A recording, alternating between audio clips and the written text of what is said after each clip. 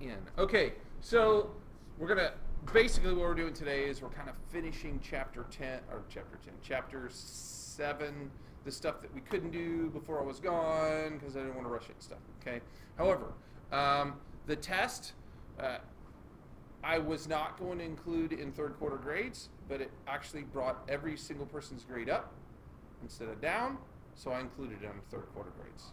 Not a lot, like for 3 of you, it was like a 0.5% higher. But the whole point is it didn't make it lower. So, I wasn't going to say anything like that. But that showed me that we actually either went over the material or the material was in the reading, but some people misread questions that were directly out of the reading, and I don't really understand why did you have to Google them? Why didn't you just go to the articles on our Moodle page? I said it was open everything. The whole point with that is that if you've read it, you know where the answer is. You don't have to memorize everything. I read that article and went over that, and I go and look it up. Instead, we just guess. We just randomly pick something that is. I didn't even make up any rate numbers, which I thought about doing. And I was like, nah, I'm just gonna. Just to see if who would, sucker off on like rate 7 or something. See if somebody would go for that answer. Yeah, especially if I put a long answer with it. It's like, it seems like students will, if they're guessing, the most text in the answer, they seem to guess is the right one. So the longest is not always the correct answer. Well, is not for Mr. Poole. So anyway, are there? Let me see if I'm going to pause here for a second. I'm not unpaused. There we go. Now I'm unpaused. So in the class, it talked about changing terminology for things, and so next year I'm going to change the terminology of everything, and at least make the hardware class totally gamified. So nowhere will it ever say test again. Tests are called boss fights, okay, in a gamified class. So nothing's called an assignment. It'll be a quest, and so everything's a quest or a boss fight or anyway. So everything will be changed someday. It won't be a hard drive project. It'll be, you just say, chapter quest or something. Yeah, and then we could have side quests. Like instead of the extra things, it would be side quests. That's a good term for that. What? Because if you're a gamer, right, you don't have to do everything. The optional things are side quests. So that is perfect. And then some things, farming is still available. So if you're trying to farm, then maybe if you reread that article 500 times, then that would be like farming. Now I'll set it so that they only so many times an hour kind of thing. But anyway, so we're gonna this class in particular, I'm gonna use all gamified terminology just for fun and see how it goes. So anyways, that's why it says chapter 7 boss fight, aka chapter 7 test. Anybody know what AKA means? Also known as, okay. What? Why?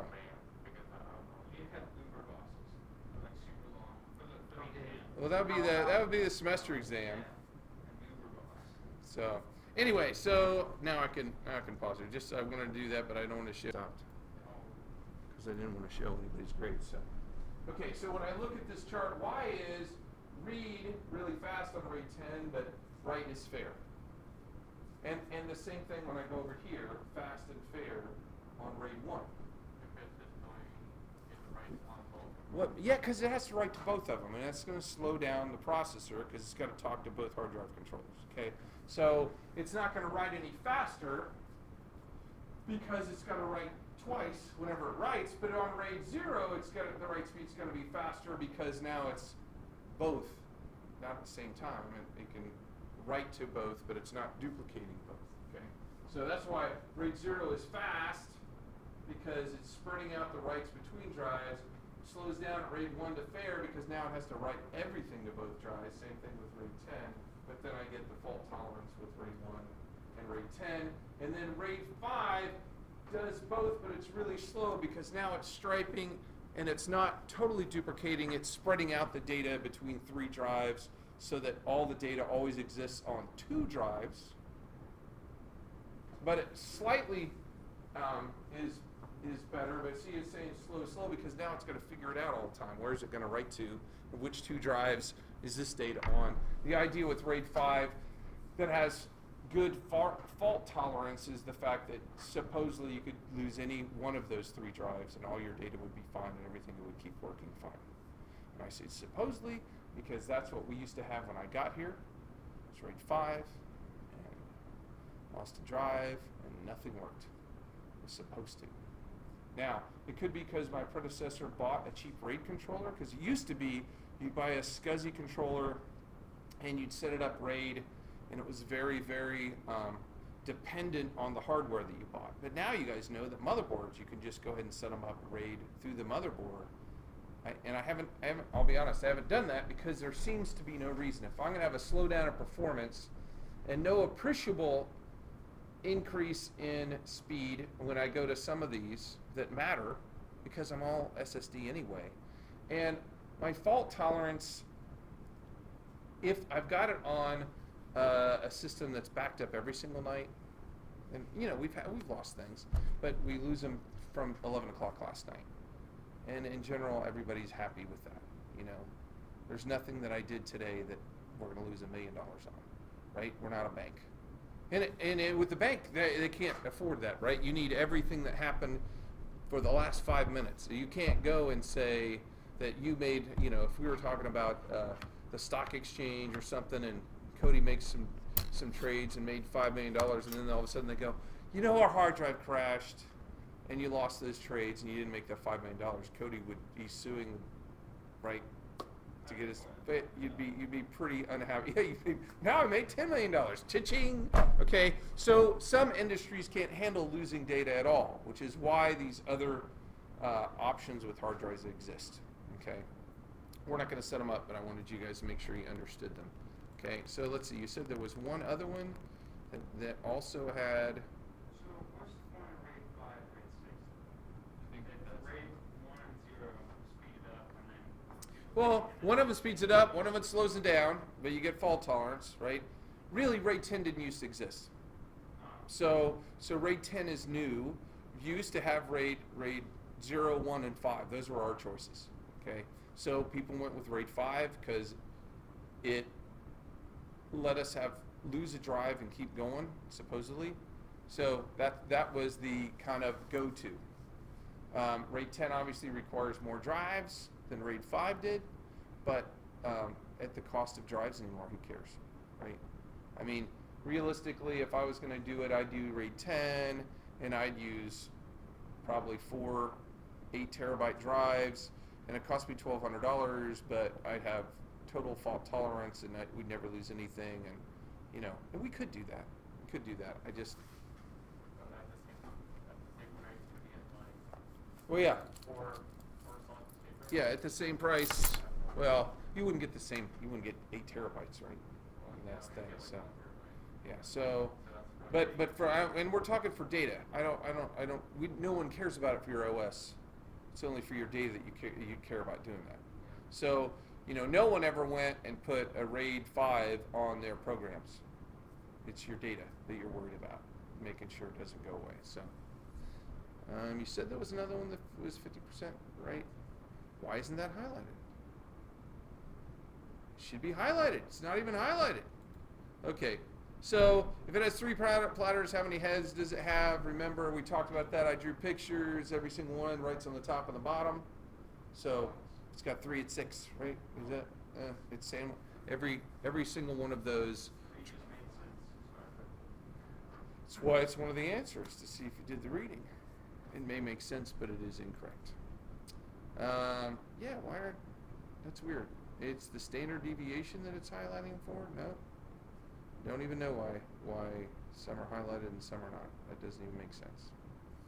Anything else? Everything else is a onesie, and if you've got a question, you can come and talk to me about it. Look at our statistical. Is it doing it based on that? Is number 2 highlighted? Our statistical deviation from the standard, I guess. What the heck? Discriminate efficiency is why it's highlighting it. I only care how. I mean, that's what some mathematician came up with. All the stuff that's on here now, and I don't even care. I just want to know how many people missed each one of the questions. Okay, if there are no major questions about the test, then we're going to get on with basically what I wanted to do today, which is talk about what we can do with hard drives in general. Hey, do I even have the ability? And this protector, for some reason, we replaced it twice. Look how fuzzy it is. It's got to be this cable or where it's running or something, because we replaced the cable one time too. So I don't know if something between there and there.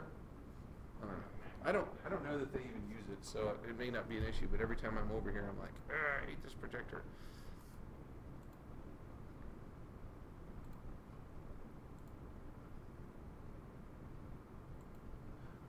Okay, I got another pen. Let's see. I haven't used this one, and it's not lit up at all. There's no lights at all. Oh, it's working. Oh, now it's blinking. Okay, so anyway, so we've got a hard drive, and we're talking about spinny drives when we talk about this. Okay, so we talked about defragmenting, but we haven't really talked about how we use a drive and how a drive is set up. And when I say this, we're talking about spinny drives. When a drive is set up, there's a section of a drive that it goes to for the boot sector every time. And if this gets messed up, then drive no booty. If it doesn't have the right files in there, it just won't work. And that happened to Brandon Wynn, and I assume you never came back, so what I did fixed it. Yeah. Okay. So that happened to Brandon Wynn. He was when he got that old server system from the school, and how's that work, by the way? It's having overheating problems. I'm pretty sure it's because it needs another fan or something.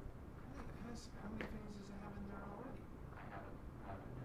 I think it has 2 fans in there. Like it's like I got you. You haven't taken it apart, taken off the CPU covers or anything, have you? Have you blown it out? Make sure there's no dust covering out the inputs. I think I should probably do that. Because it was on the floor in the server room, but it never overheated once. I mean, it's been running. Well, I mean, the only thing that's overheated was the video card, but that thing's probably older than the server, probably. Oh, well, yeah, I mean, it could But be like that. the CPU is running like 60, around 60, at just like light use. So I think I'll probably just need to. There's thermometers on the fans. Length tells them how hot his CPU is all the You time. can do that all the time. You can just find out how hot your CPU is. It's just on it. Specky will tell you. And you can add I don't know if you can anymore. You used to be able to add a widget on your desktop with Windows 7 and Windows Vista, and I haven't ever tried to do it with 10. The widget will tell you how much memory you're using, what the temperature your CPU is. It was like a system monitor widget. You know what I'm talking about when I say widgets? Yeah, like a little icon. Yeah. That kind of looks like you can easily add the clock. That will allow you to just have it up there. So, anyways, if this gets messed up, then your computer can cease to boot, and the easiest way to fix that is to reformat the drive. And formatting the drive, what it does is it basically goes around the entire drive writing zeros at the drive, so that the next time you go to use it, when you went to install the OS, and it just rebuilt this boot sector as it went. And otherwise, it won't rebuild it all the time. Okay? So formatting your drive means writing zeros to it. You can do a quick format, and all a quick format does, because on here, there's also somewhere, I'm going to write it here, this is all theoretical, there's a table on here that says where everything else is on the drive. And that's why you get that defragmentation, because as it's writing, all it does is it's like an Excel spreadsheet that says this file exists here, here, and here. So that as it's writing, it knows to go here, and then go here, and then go here, and piece together those pieces from the table. So all we're doing when we're reformat is we're moving these things together and then rewriting the table as it goes. That's why when you're doing it, you see it's working on this file, because it's copying here, copy to here, copy to here, and when it's all done, it says now use these, and in the table it frees these up. So that's why if you lost power when you're defragging, it doesn't really hurt anything unless it happened in the exact moment that it was rewriting to the table. Because it doesn't cut and paste, it doesn't take this and delete it and then hold it in memory and do it somewhere else. What it's really doing is as it defrags, it copies this right here, and then writes in the table that this is now here. It doesn't actually do anything to that. Except for now that it's not in the table that it's being used, later on somebody else can use it. But whenever things are deleted and written to on your hard drive, they actually are never ever deleted. Okay? There is no such thing as a deletion. All you're doing is deleting the table entry that says something was on there. Okay? So think of it like this. If I got this big table that says where everything is, all you're doing is updating this when you do a file deletion. That's it. It doesn't go out there and wipe it, which is why the military is all crazy about, we give most of our drives or most of our PCs with no drives on them at all, because if they deleted classified files or something off that computer, and we've got ones that were previously classified, they scratch them out and stuff. If they delete that file, is that file gone? Well, it depends on how you delete the file. Okay? And they have software that runs, and basically what it does is it writes 0 to this. And I think it's 7 times it has to do it for it to count as being wiped. Because 1 isn't really wiped. Because I guess the Reskies, whatever, can go and, just because it wrote a 0 to that, there's residual information magnetically that they can go and try to pull that information still off that drive. But if they write all zeros to every single part of it, apparently 7 times, it's then impossible to get the data back. Sounds like a glitch. Okay. So the reason I point this out is when people say, I lost my file, I've got deleted, is there any way to get it back? The answer is it depends. Okay. I lost my entire drive one time. Norton Antivirus did it. Said you've got a virus on your computer. Do you want it fixed? Well, who would say no to that? I said yes, and it rewrote the whole table. And my computer rebooted, and the hard drive was empty, completely empty. That's how Norton fixed it. Now, did it to get rid of the virus? No, it didn't get rid of the virus because it didn't get rid of a single friggin' file. All it did was kill my table, so I couldn't see a single picture. And I tried many pieces of software, and I got one called Get Data Back that saved me because my wife would have killed me if I lost every one of our kids' photos off my hard drive. So it actually was a fantastic piece of software, well worth whatever I spent for it. I think it was $50 or something. Well, here's how what it does then. It goes together and it scans your drive and it finds all these pieces. And on each one of these pieces, there's some part of that piece that identifies what file it goes with. And it goes and rebuilds a whole new table, and then it says, do you want to do this recovery? And so you have to have another drive, so I had to have this drive as a secondary drive in my system, and to scan the whole thing took hours, rebuilt this new table and said, do you want to recover this table for this hard drive? And it had actually multiple tables because there were multiple pieces of deleted files all over this drive. And I found the right table and I said yes, and all my pictures went, and they're all there. Okay? So yes. I'm sure I lost a couple, but because here's the thing, and you also need to realize, if you delete something really, really important, and you turn off your computer right then, you're fine. If you delete something really, really important, and then tell me about it 3 weeks later, which happened last year with, maybe it was 2 years ago, with a whole folder of photos for the yearbook. Okay, they have all their stuff on a separate drive on the yearbook advisor's computer. All those pictures are kept there, and they deleted. They thought they had uploaded the folder. Maybe it was last year. They thought they had uploaded the whole folder to whatever our yearbook company is. And every time they would delete it, or every time they would make sure it was all uploaded, then they just delete the folder so they'd have more room on their hard drive, which they really didn't need to do because I put an 80 gig drive in just for photos, and I could have given them a much larger drive. But anyway, so they deleted it, then they didn't realize till several weeks later that it was gone, and then they wanted it back. Well, it deletes it on that table, right? It says, okay, this is free, takes that out. But now, as you're using it, all those spots that it was on, they're open to be written to. So now when I save other pictures, my new picture that I save, it says I can use that, and I can use that, and I can use that. It doesn't delete them, but it can slowly destroy it. Okay? So those are things that just kind of know for yourself that if things go away, they're not really gone unless you made them be gone. So run them at your fullest usually. Okay, so get data back was a great tool for me. The other thing that saves us here more than other places is the fact that we've got a solid state and for the teachers and a separate data drive. Because one of the things that destroys that data is that swap file, right? All the time your computer's writing to that swap file to the hard drive as it's swapping stuff in and out. Just the act of having your computer on and running Word, even if you never save anything, data is being swapped on and off that hard drive. Well, where's it being swapped here? It's being swapped on and off this solid state drive using data on the solid state drive. It's not touching the data drive over here. So if your computer has one drive at home and you delete this file, your swap file could easily use it and write to it, now it's gone. But here at school, because we've got two drives going on, the data drive only gets written to when you hit the save button.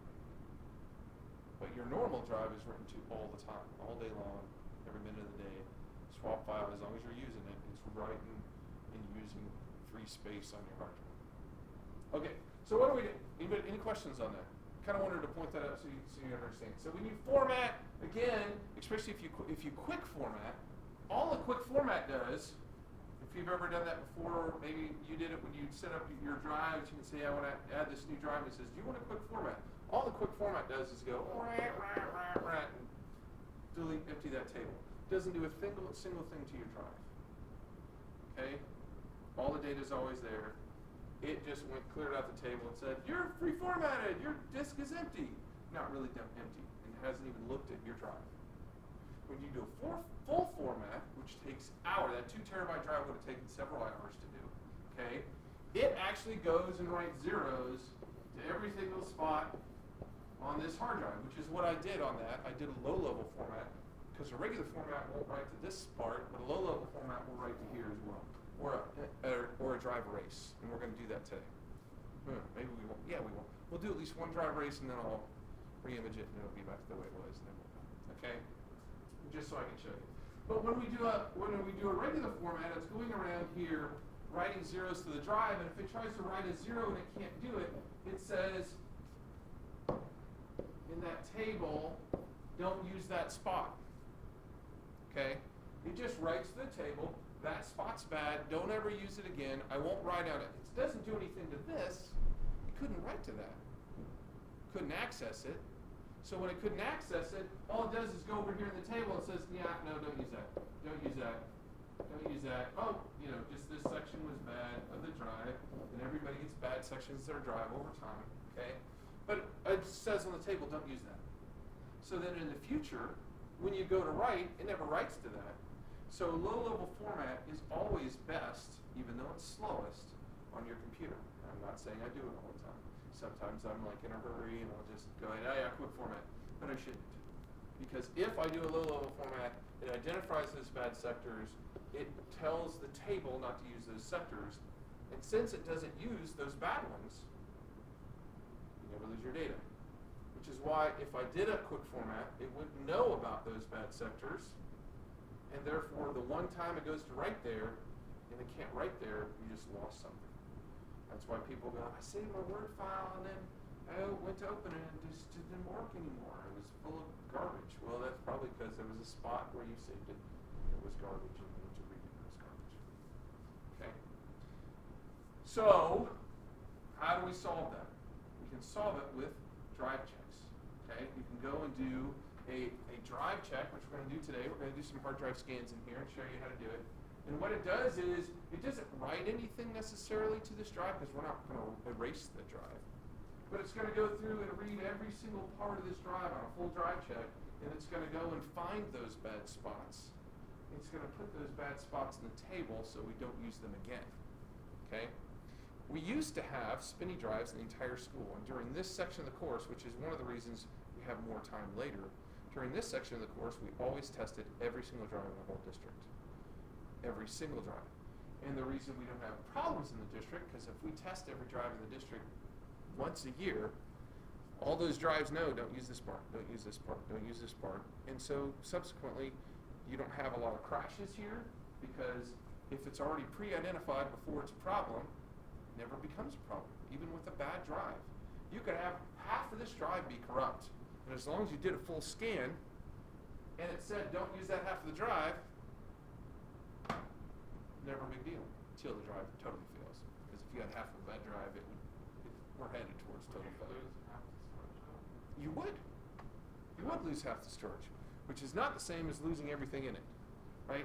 If you do a drive scan on your computer at home, and all of a sudden it says you have less storage available than you thought you had, would that upset you more, or would it upset you more when you lost everything on your drive? Yeah, that's a good point. Right? And how much do things actually get stored here? Now, I will tell you that all the teacher computers still have spinning drives, and we could go around and do that. However, that's something we'll do in the summertime, because we'd have to interrupt every single classroom to do that. Whereas in here, we don't have to interrupt anything. Yeah. Can I be an unpaid intern over the summer? Yes. Yeah. Awesome. Yes, you can. And I'm going to say yes with a caveat. I've said that before, but then interns show up every once in a while. You have to actually come in on a schedule to do that, not just show up once in a while and go. My work slows down in the summer, and then I really like learning this stuff. So Okay. Well, you may say that, and then you're like, oh my gosh, Mr. Poole, I've done this 500 times. It's like, yeah, but we only have 1,000 computers. We're halfway there. Okay, so that's the first thing I wanted to talk about today to make sure we understood that. So today we're going to go and do hard drive checks on computers. We have two ways we do it. We have the Ultimate Boot CD, which we've already had a brief intro to.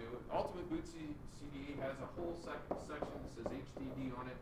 And on there it has tools for cloning. What's cloning? Copying, yeah. When copying a drive, why would you do that? So we don't lose our data. Or what did we just say? What did we just talk about?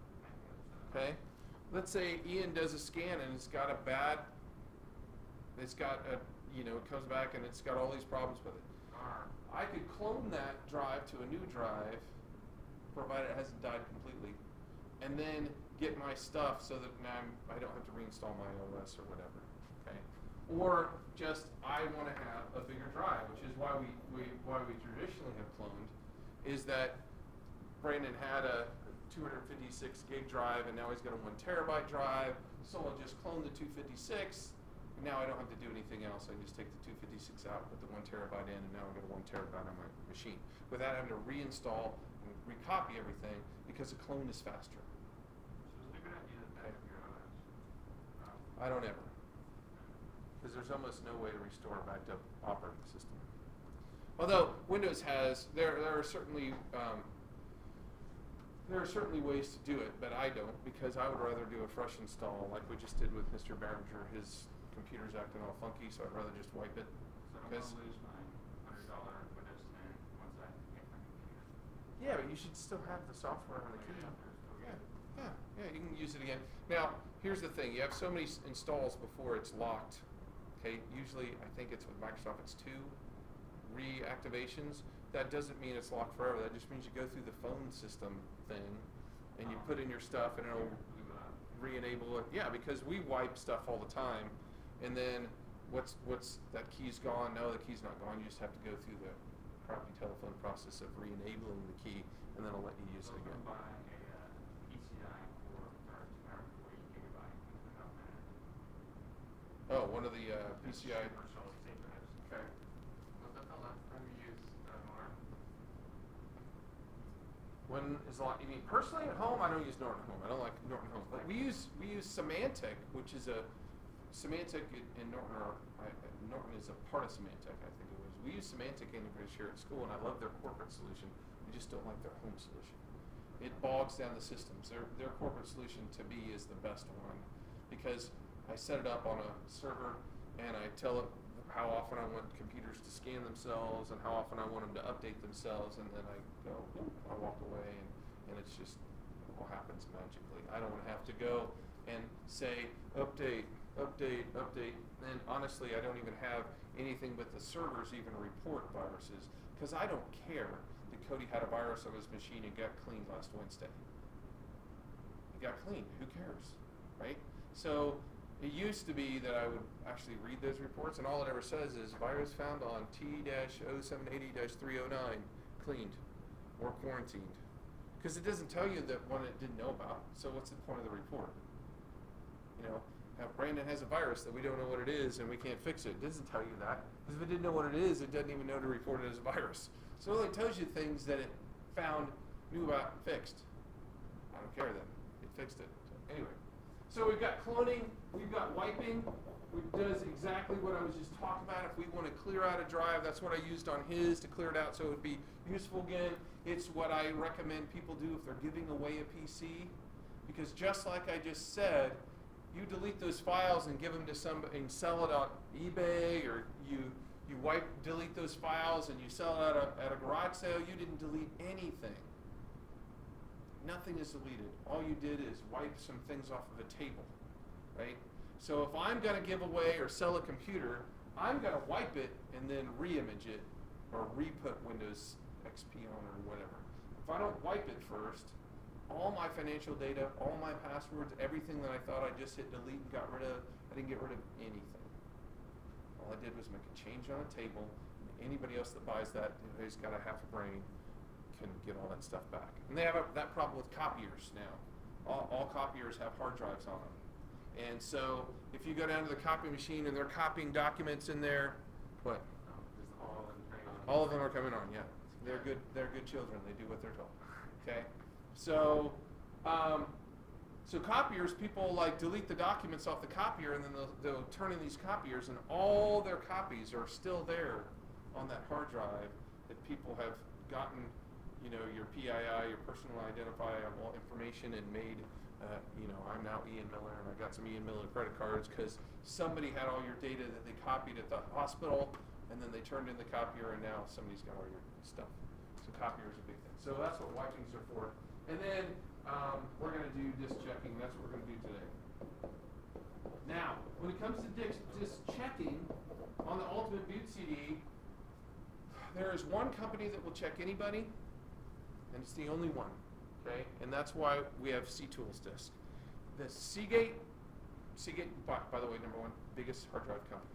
Okay, so their checker will check anybody's. We don't care. So you can use C-Tools to check any hard drive made. I've never had one that didn't work. Doesn't mean there isn't one, but in general you can use it to check any hard drive. But what it doesn't do is it doesn't give you the right error code for turning in your hard drive for warranty. So if you've got a Western Digital hard drive and you know it's a Western Digital hard drive, you should use the Western Digital tool, because at the end,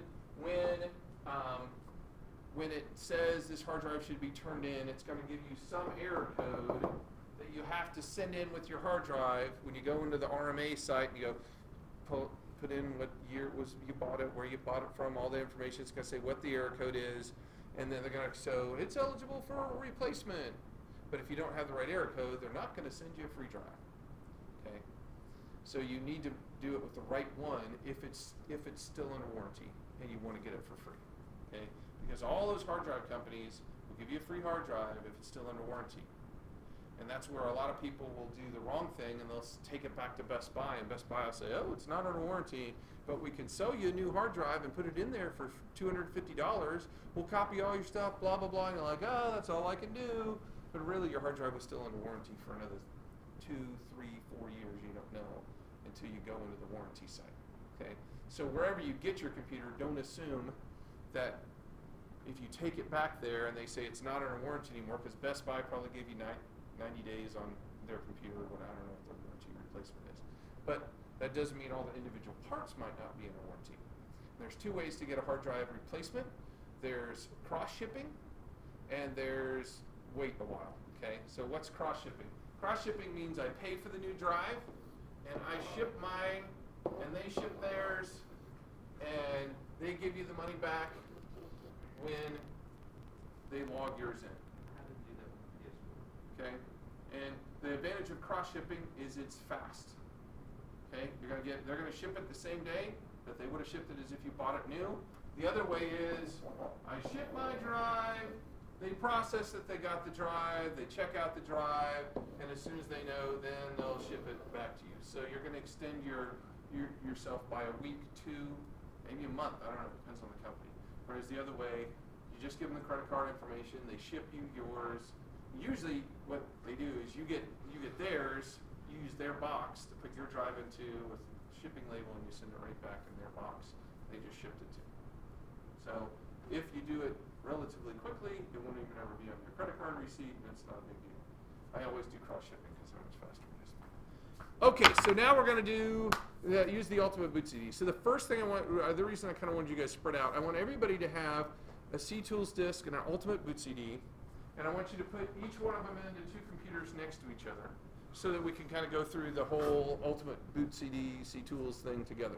So you'll have to reboot the PC, and it should be already set up to go to CD-ROM already. Just start logically, pick a row so that you guys, so Ian, this is your row. Toss one of them in one and one of them in the other. These are all Western Digital drives to my knowledge. So we're going to do the Western Digital tool on the other ones, but we're going to walk through how to do that together. And there's absolutely no way for me to show this to Mr. Plankenhorn. So after you get it in there, just hit the space bar and hit the power button and then say restart in the bottom right hand corner, and it should restart and boot to the CD.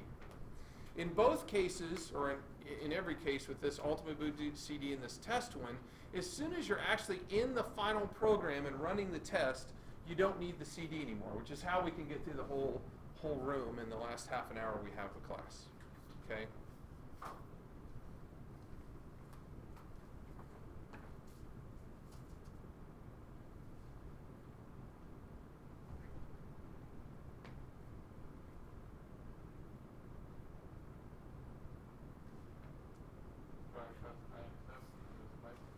Okay, so I'm kind of waiting for everybody to get the same place. We're waiting for Brandon to catch up with this. So C-Tools is already up, okay? So if you see the C-Tools already up, in every single one of these, there's a user verification. You understand the use of this tool could ruin this drive.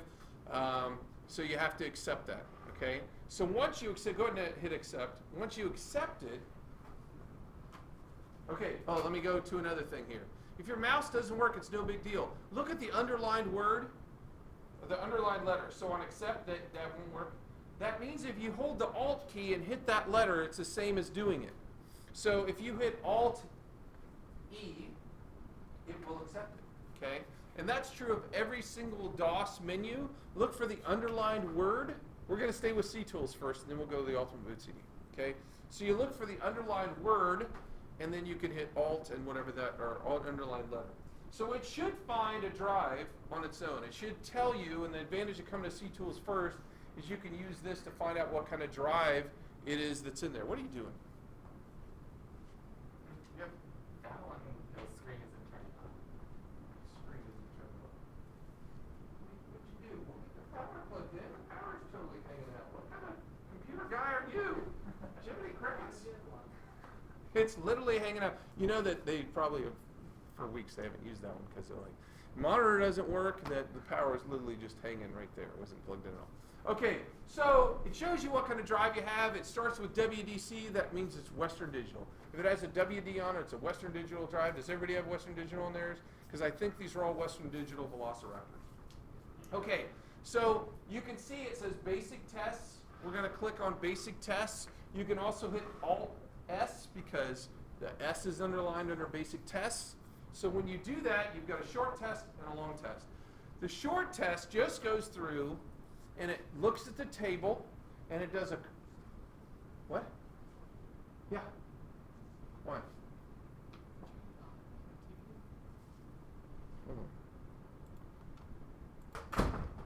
Okay, so that's what the short test and long test is. Now in general, I use the short test unless I've got reason to suspect something's wrong with my drive, okay? If I'm having problems and that's why I do this, I'm going to do the long test. Long test is going to take a long time, okay? Short test is going to be really fast. So I want everybody on their first computer they do the C-Tools with to do the short test and then go to another computer and do the long test. And you'll see what the difference is. So once you tell it to go ahead and start the short test, you don't need this disk anymore. You can go ahead and go to another one, start the long test on another one, and then we're going to come back to the ultimate boot seating once you've got that going. Okay? And you'll see the difference in time between the two. Now, many times the short test will tell you to do a long test because it goes and says, something's not right. It doesn't seem right. Go ahead and do the long test. It's going to go ahead and tell you to do that. And if you pick the long test, the first thing it's going to do on the long test is the short test. So you're going to do the short test anyway, whether you think you're like, I'll go ahead and do the long one. And the first thing it does is it says, doing the short test. And you'll see that when you start that out this time.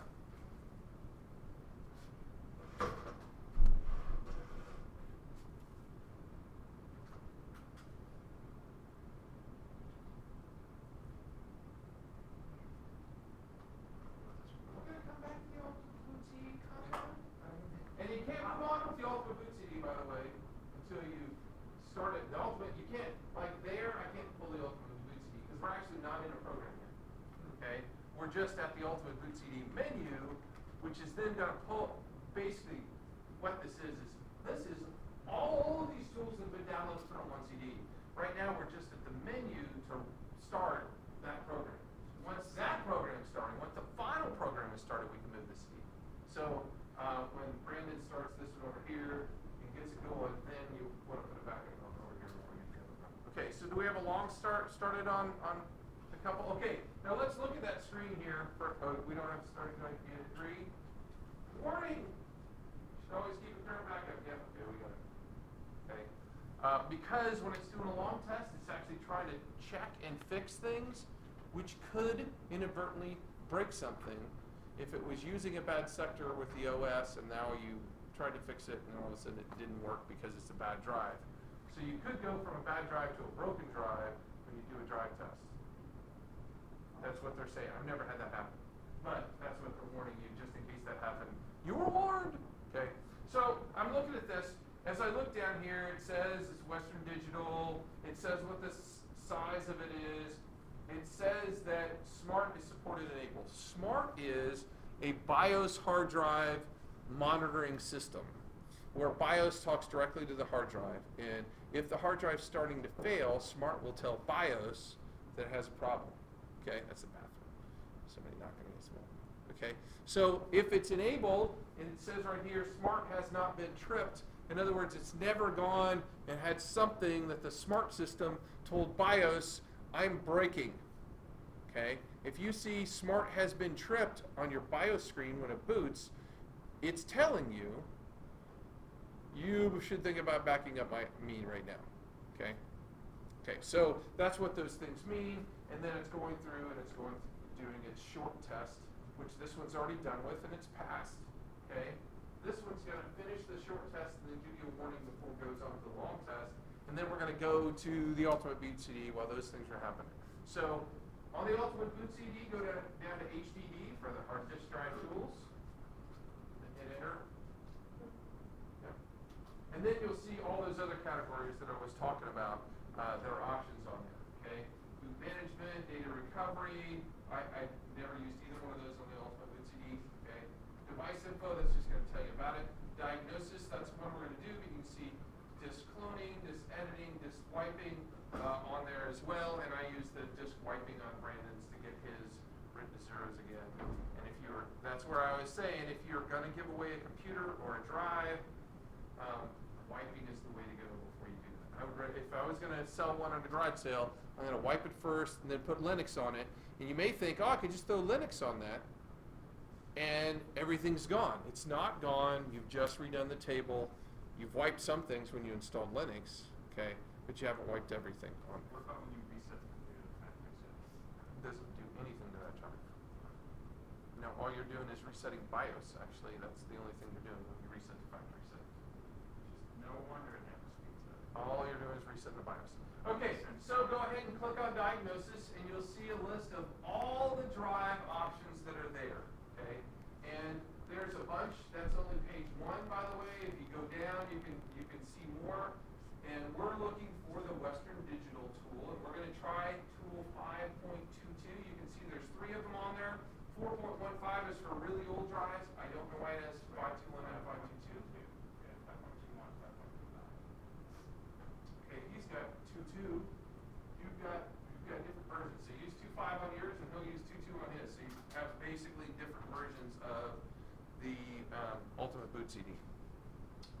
2.2 was the newest when Brandon's was made. 2.5 is obviously the newest when Euro was made. And Ian is broken is Ultimate Boot CD. Is there another Ultimate Boot CD in here? What's this one? No, it's another C-Tools one. Good job, Ian. I saw it scratch. That was on You broke it. You broke it.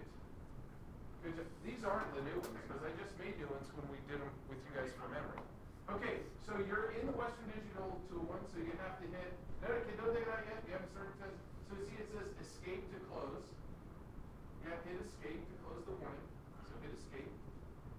And then you have to agree to what you just read. So you have to say Y for yes. And now we're up there. Now, if this was not a Western Digital drive, it would not have anything on here. It would just say no drive detected. Okay? And it wouldn't even let you get to this one. So that's why they kind of stink. I like the Seagate one. Why not test all of them? I don't really understand. So here we've got the extended quick test, the extended test, and write zeros to drive. That just a white tool inside their hard drive thing. We're going to do the quick test. And once you start the quick test, it says, hey, it's going to take about 5 minutes. Hit R to run.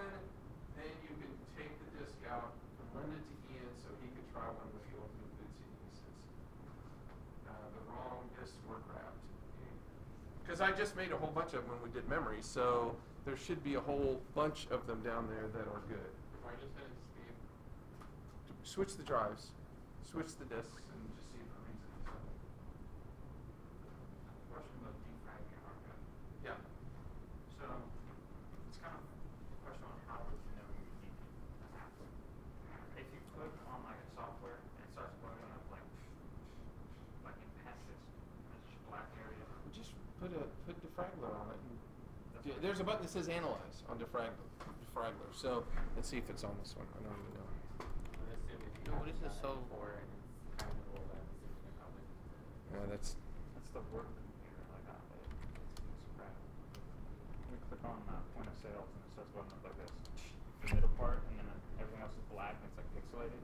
And this will load up, and this will load up, this will load up, this. it could be. Yeah, And it just I don't know. starts slowly pulling out. Yeah. And the way you described, like when your hard drive needs to be defragged, that reminded me of Yeah, it. just- It looked like it was pulling the pieces, and it just was taking forever to find them.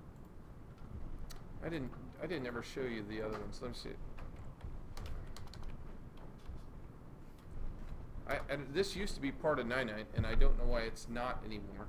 I'm going to do this one just because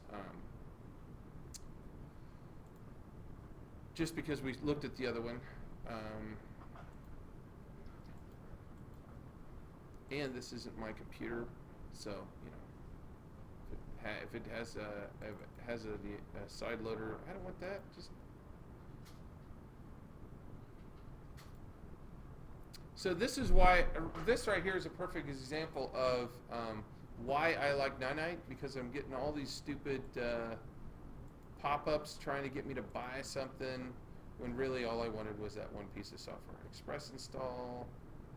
Yeah, I want it in English. Stick it in and reboot it if you need to, if it won't wake up again. No, I don't want Yahoo. See, I wouldn't get any of these other side things either. Do I want Yahoo? No. I don't want Yahoo. Yeah, so, and I did. I still got side stuff, I think. Oh yeah. Look, now I got Giveaway Club popping up. Oh, I'm so upset with AS Logix. It's just gave me all this extra crap that I didn't want. You want to do the extended test on the second? Yeah, do an extended one with the second one on Western Digital. Okay, so here's AS Logix. Look, it's got all kinds of side crap now. But I can go here and I can drop down and say Analyze and find out whether I really need to before I do anything. I'm uninstalling this as soon as we're done. I just lost all respect for them. What? For AS Logix with this, all the side crap that it just did to me, which is why 9.9 probably got rid of it as an install, because they started doing it. So we can see that this one's, it's got a lot of red. It's saying it's not that fragmented. We'll see what it says in the end. Look, now I really have to get rid of all this stuff. Okay. Now I What's feel one that you recommend downloading that doesn't do that? the defraggler doesn't do that. See, AS Logix is the one we used to go with because it was Ninite was with it, and Ninite makes sure everything's clean. But that's not. It's not one of the options through Ninite anymore. Yeah, just Google Defraggler. It's from Puriform or something like that. I just gotta ask corporate if they'll let me download something like Google. They don't like that stuff, but I wanna try it and see what happens. So like, I'm not even allowed to like leave the website. So does it say reboot? I can't see because this is who goes to the rest. You didn't restart. See, my boss. Trust me. If you're in DOS mode, Control to delete. Always restart your computer. If you're ever like, I don't know how to do it, just Control delete. That reboots from DOS mode. Okay, so I just got rid of their stupid drive updater. Let me see if what it does now. If it's still.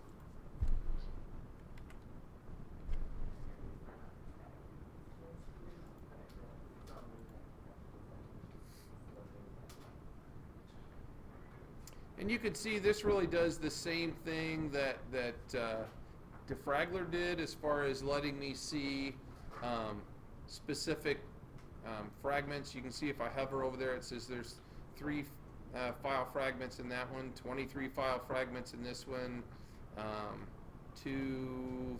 Oh, look, it's.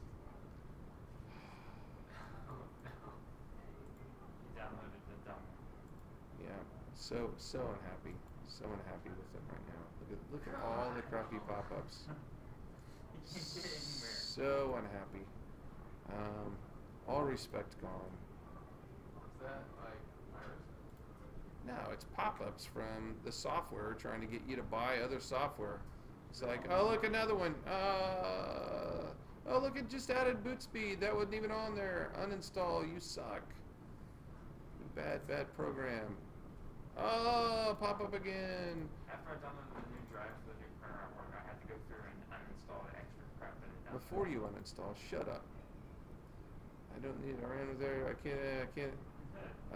Want you. You want us to run the short test or the long You test and the rest of the stink. We're going to do the short test on all the other ones. Yeah, you can go ahead and move to the next one after you've got the yeah, highest version you've got on it.